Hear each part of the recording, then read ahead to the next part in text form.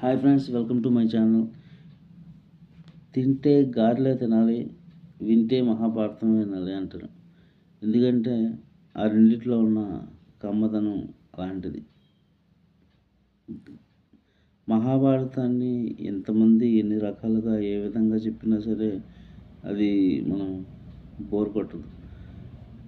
దాని గురించి ఎంత చెప్పుకున్నా ఇంకా ఏదో ఒక పాత్ర మిగిలే ఉంటుంది. అలా మన పౌరాణికాలు అలా ఉంటాయి. ఎందుకంటే మహాభారతం అనేది ఒక పెద్ద మహాసముద్రం. దానివల్ల ఇప్పుడు మన లైఫ్ ఎలా లీడ్ చేసుకోవాలి అన్నది కూడా దాంట్లో గురించి తెలుసుకుంటే మనలో చాలా చేంజ్ వస్తుంది. అలా ఏదో నా వంతు నేను చెప్దామని ట్రై చేస్తున్నా.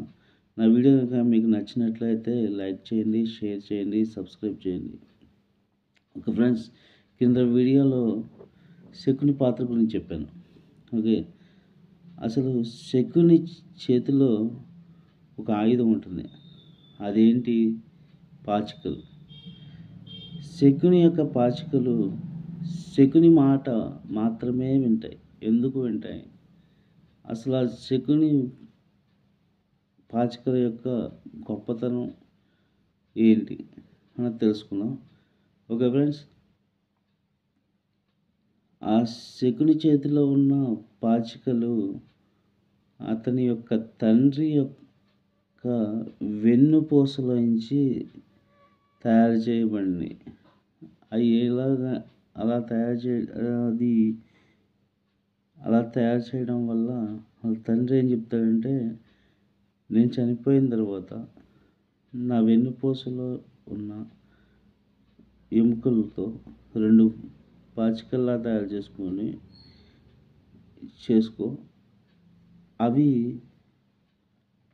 నువ్వు ఏ నెంబర్ అయితే వేయాలని నువ్వు తలుచుకుంటావో ఆ నెంబర్ మాత్రమే పడుతుంది అని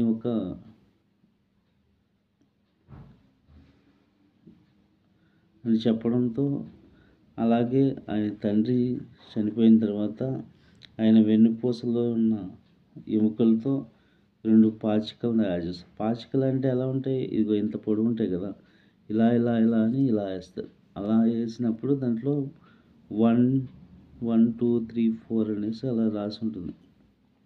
1 1 2 2 3 3 అలా పాచికలను శకుని తండ్రి ఇచ్చిన వరంతో ఆ పాచికలు ఉంటాయి. ఆ పాచికలను అడ్డం పెట్టుకొని మహాభారతాన్ని ఒక మలుపు తిప్పుతాడు. ఎందుకు? ఆల్రెడీ నేను కిందటి వీడియోలో ఏం చెప్పాను? శకునిని ఆయన అన్నదమ్ముల్ని చెరసాలలో వేసి ఒకళ్ళకి సరిపడా భోజనాన్ని పెట్టి అందరినీ చంపేద్దాం అనుకుంటాడు. అందరినీ చచ్చిపోకుండా వాళ్ళందరూ ఏం చేశారు? ఆ ఒక్కళ్ళకి సరిపడా భోజనాన్ని మిగతా వాళ్ళందరూ కలిసి శకునికి పెట్టి శకుని బతికించి శకుని చేత కౌరవుల యొక్క సంహారానికి పునాది రాస్తారు. అది పాచికలు ఎలా వచ్చినాయి? ఆయన యొక్క తండ్రి వెన్నుపూసల వల్ల. ఆ వెన్నుపూస నుంచి చేసిన ఆ పాచికలు ఒక శకుని మాట మాత్రమే వింటాయి. అందుకని శకుని ఎన్నిసార్లు జూదం ఆడినా సరే ఎదుటి వాళ్ళు ఓడిపోతారు. ఓకే ఫ్రెండ్స్, నా వీడియో కనుక మీకు నచ్చినట్లయితే లైక్ చేయండి, షేర్ చేయండి, సబ్స్క్రైబ్ చేయండి.